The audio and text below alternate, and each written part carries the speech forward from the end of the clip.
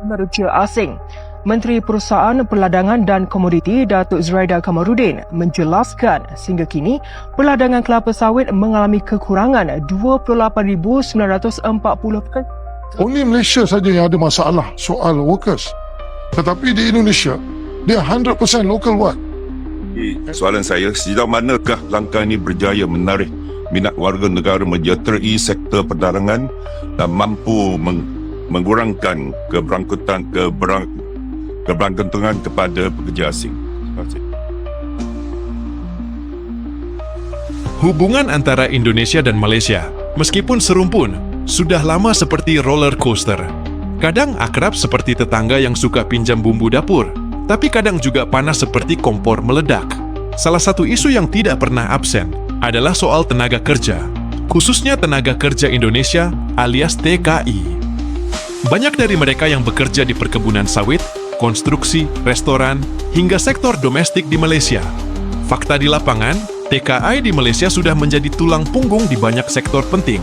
Tapi belakangan, muncul suara dari sebagian anggota parlemen Malaysia, terutama dari kalangan nasionalis konservatif, yang teriak-teriak minta supaya keberadaan TKI dibatasi, bahkan diusir. Alasannya, ya klasik. Mulai dari isu keamanan, dominasi tenaga kerja asing, sampai narasi nasionalisme sempit yang kadang lebih banyak dramanya daripada datanya. Tapi ternyata, saat kebijakan mulai diketatkan, efeknya justru membuat Malaysia kelabakan. Sektor sawit, yang menjadi salah satu andalan ekspor Malaysia, langsung goyah. Banyak lahan sawit tidak tergarap karena tidak ada yang panen. Beberapa pabrik pengolahan minyak sawit bahkan terpaksa tutup sementara. Lebih parah lagi, data dari Malaysian Palm Oil Association menunjukkan penurunan produksi hampir 20% dalam kuartal pertama tahun 2025 ini. Alasannya? Kekurangan tenaga kerja terampil. Dan siapa yang dulu memegang peran penting? Ya, para TKI itu tadi. Nah, di sini kita mulai masuk ke lapisan yang lebih dalam. Kenapa Malaysia bisa panik seperti ini? Industri kelapa sawit adalah sektor vital untuk ekonomi Malaysia. Negara ini termasuk produsen minyak sawit terbesar di dunia, bersama Indonesia. Kalau produksi sawit terganggu, efeknya tidak cuma lokal.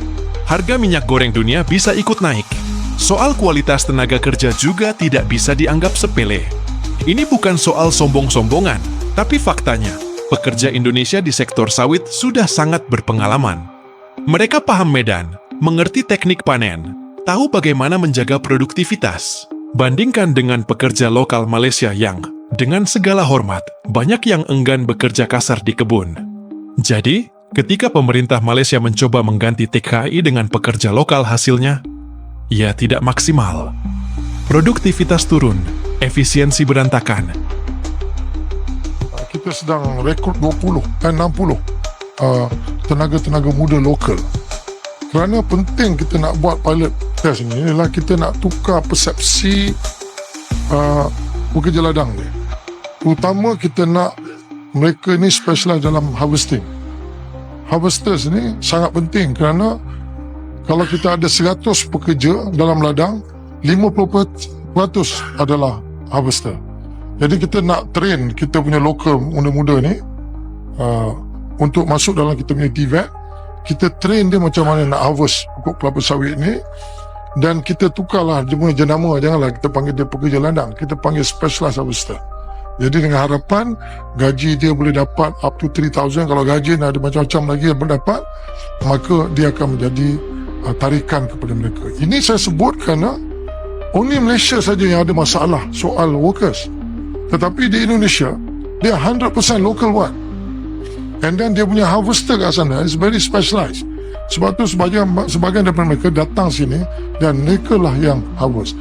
Jadi, soalan saya, sejauh manakah langkah ini berjaya menarik minat warga negara menjejateri sektor perdagangan dan mampu mengurangkan kebergantungan kepada pekerja asing? Terima kasih. Terima kasih, Obi. Kita kena ucap terima kasih kepada Sang Nabi. Kerana Sang Nabi apabila dia mengambil inisiatif untuk rekrut lokal, pekerja-pekerja lokal tempatan, dia telah berjaya mengambil hampir 700-800 pekerja dalam ladang-ladang mereka. Tetapi mereka tu cuma bawa mesin. Dia bawa basically centered around logistik dan kilang. Tapi harvesting masih tak ada. Sebab tu harvesting ni specialized job yang kita kena train. Tapi apa yang Syed Nabi buat ni terbukti bahawa masih ada lokal yang nak kerja, tapi kalau kita panggil dia different name. Macam Syed Nabi tak silap dia panggil apa ni, specialized missionary operator, something like that. Dia kena tukar nama tu. Dia kalau kita cakap dia ni kerja ladang, kerja buruh, dia girlfriend pun lagi kau dengar.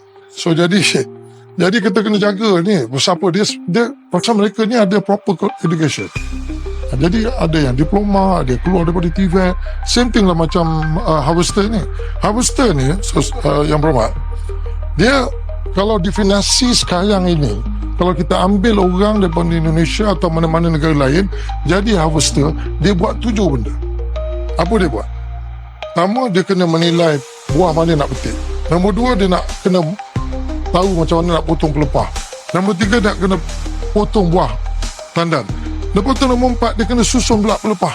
Lepas tu nombor 7, nombor 5, nombor 5, dia dah susun buah pelepah. Lepas tu dia ambil buah sawit, nak kena bawa masuk dalam lori pula. Lepas tu mana-mana loose fruit, dia pula nak kena kutip.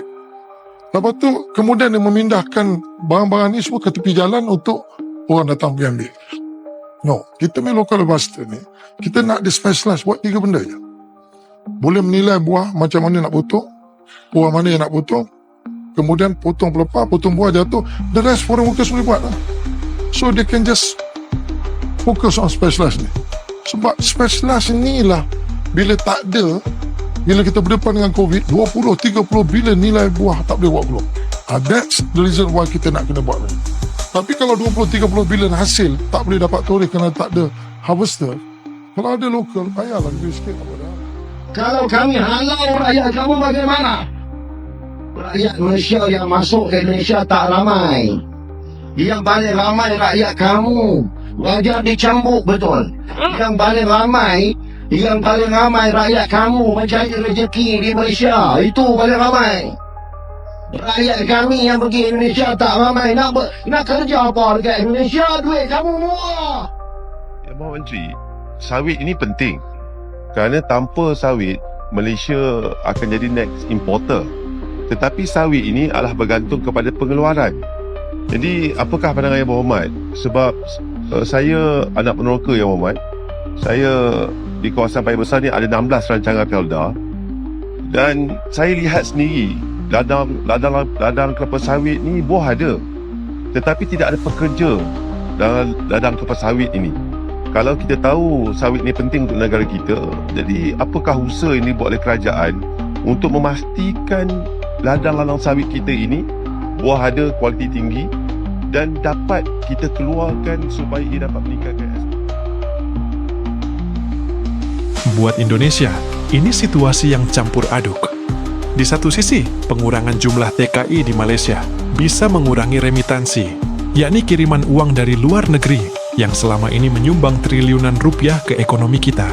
Tapi di sisi lain, ini bisa menjadi momen untuk mereformasi sistem perlindungan TKI, sekaligus mengembangkan lapangan kerja di dalam negeri, supaya kita tidak terus bergantung pada ekspor tenaga kerja.